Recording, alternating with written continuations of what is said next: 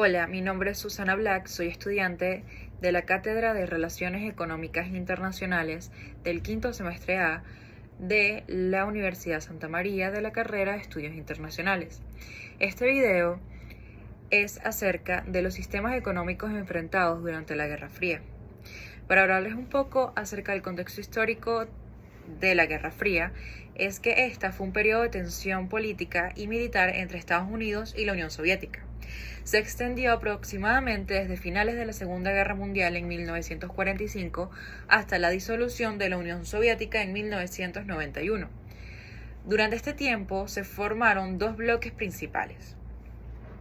Por un lado, podemos hablar de la OTAN, la Organización del Tratado del Atlántico Norte.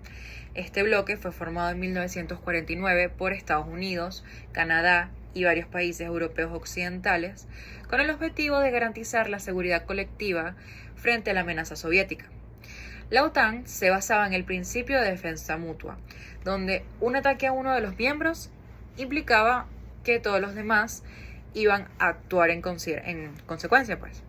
Además, la OTAN promovía los valores democráticos y la economía de mercado.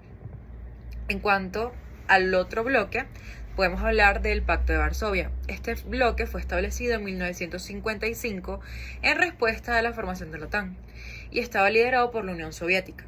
Estaba compuesto por países comunistas como países del este de Europa, como Polonia, Hungría, Checoslovaquia, entre otros.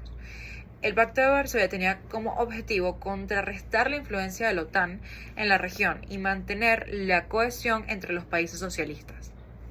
En cuanto a las características de los sistemas económicos rivales, tenemos que los sistemas económicos de la OTAN y el Pacto de Varsovia reflejaban profundas diferencias ideológicas entre el bloque occidental y el bloque oriental. En el bloque de la OTAN predominaba el capitalismo. Las economías de mercado eran un pilar fundamental, donde los precios de los bienes y servicios se determinaban por la oferta y la demanda. La propiedad privada y la libre empresa eran valores esenciales. Las empresas privadas jugaban un papel central, compitiendo entre sí para maximizar sus beneficios, lo que fomentaba la innovación y la eficiencia. Aunque los gobiernos intervenían para corregir fallos en los mercados y proporcionaban servicios esenciales, la intervención estatal era muy moderada. Las políticas económicas a menudo seguían principios keynesianos, utilizando herramientas fiscales y monetarias para estabilizar la economía. En el desarrollo tecnológico y la inversión en educación e infraestructuras, estos eran súper prioritarios, impulsando un rápido crecimiento industrial.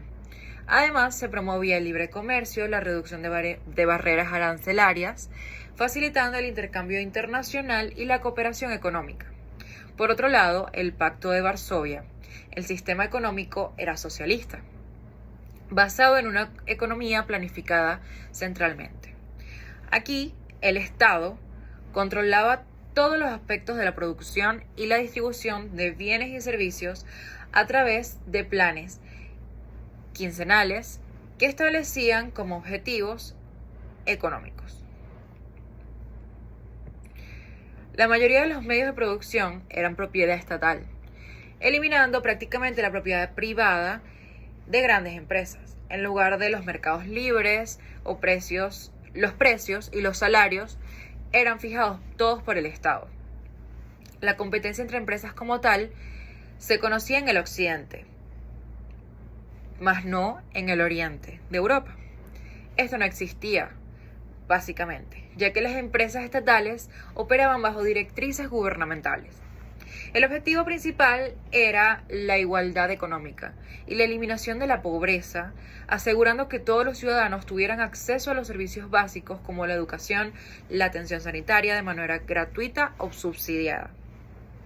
En términos de comercio, los países del Pacto de Varsovia priorizaban la autosuficiencia y limitaban el comercio con naciones fuera del bloque socialista. La cooperación económica se coordinaba a través del Comecon, el Consejo de Ayuda Mutua Económica.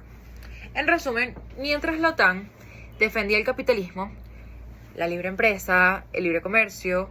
El Pacto de Varsovia se enfocaba en una economía planificada, con propiedad estatal y con objetivos de igualdad económica.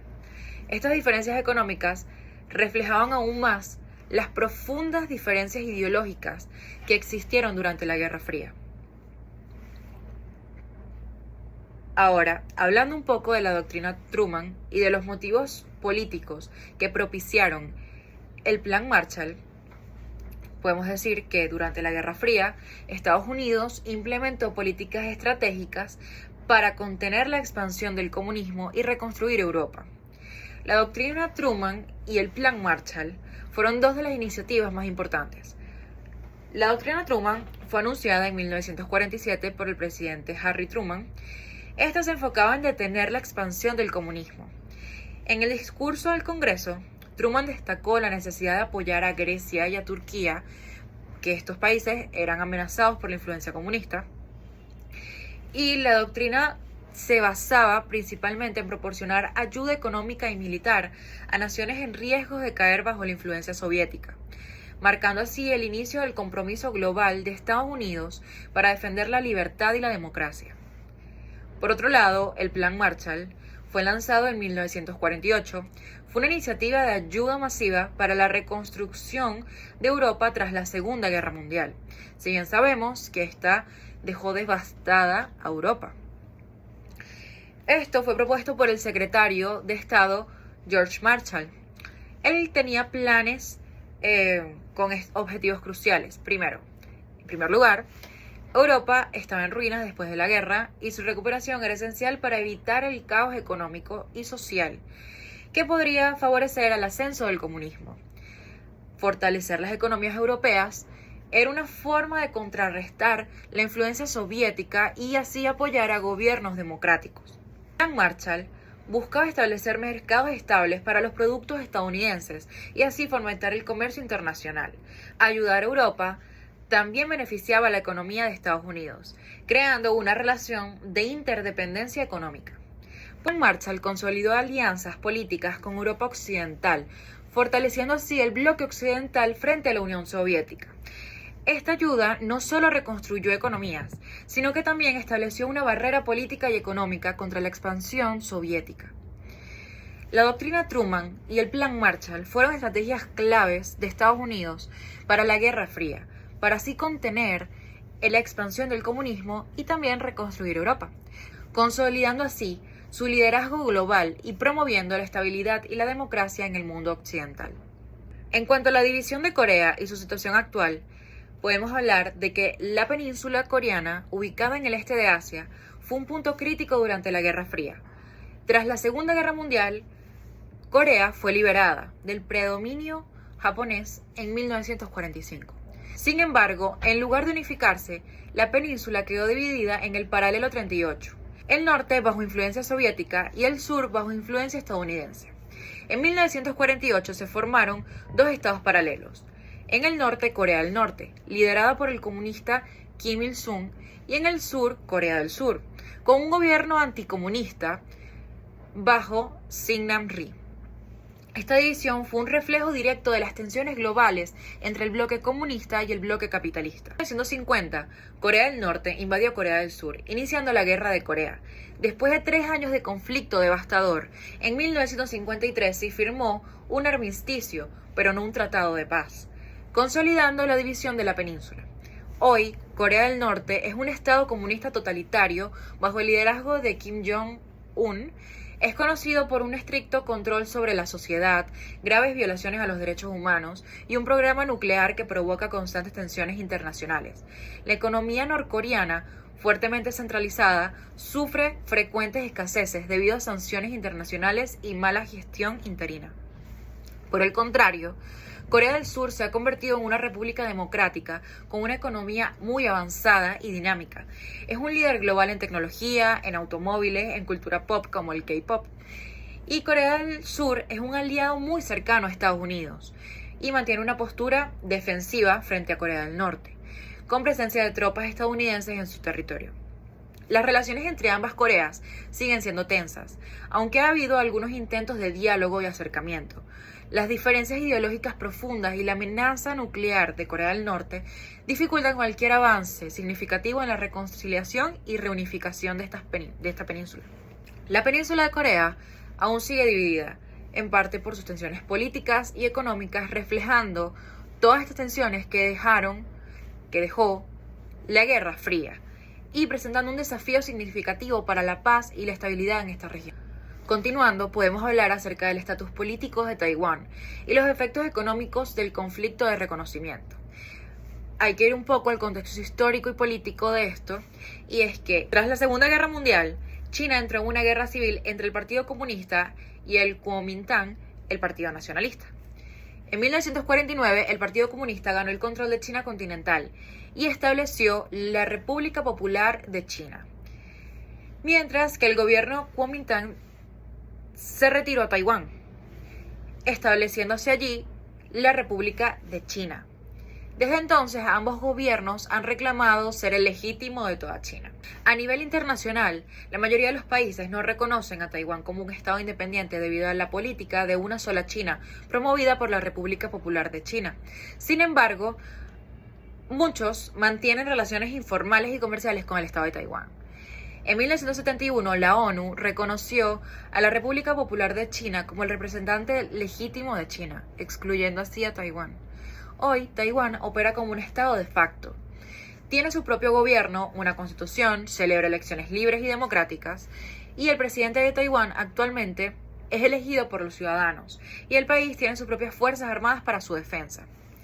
Esto tiene ciertos efectos económicos, de los cuales voy a hablar a continuación. A pesar de su estatus político ambiguo, Taiwán ha experimentado un notable desarrollo económico. La economía de Taiwán es una de las más avanzadas de Asia y del mundo. Es conocida por su alta tecnología y por su manufactura de semiconductores. Empresas taiwanesas como la TSMC son líderes globales en la producción de chips que son cruciales para los productos electrónicos en todo el mundo, desde teléfonos inteligentes hasta automóviles. El comercio internacional es vital para Taiwán. A pesar de las tensiones políticas con China, el comercio entre ambos es significativo. China continental es uno de los mayores socios comerciales de Taiwán, lo que crea una relación económica interdependiente. Sin embargo, la política juega un papel crucial. Las tensiones entre Taiwán y China pueden afectar las relaciones comerciales y crear incertidumbre en los mercados. Taiwán también atrae inversiones extranjeras debido a su economía estable, infraestructura avanzada y entorno empresarial fuerte. La isla ha creado un entorno favorable para la innovación y el desarrollo tecnológico, lo que convierte en un destino atractivo para las inversiones internacionales. Sin embargo, la constante amenaza de una posible intervención militar por parte de China continental puede generar preocupaciones entre los inversores. Las relaciones internacionales de Taiwán son otro aspecto muy importante. Aunque no es reconocido oficialmente por muchos países, reciben apoyo económico y político informal, especialmente de Estados Unidos y otras democracias occidentales. Este apoyo incluye acuerdos comerciales, cooperación tecnológica y asistencia de organismos intergubernamentales, aunque Taiwán no es miembro de la ONU. Taiwán es un ejemplo de resiliencia económica y política. A pesar de su estatus político no resuelto y las constantes tensiones con China, ha logrado convertirse en una potencia económica, destacándose en tecnología y comercio internacional. Muchas gracias por su atención.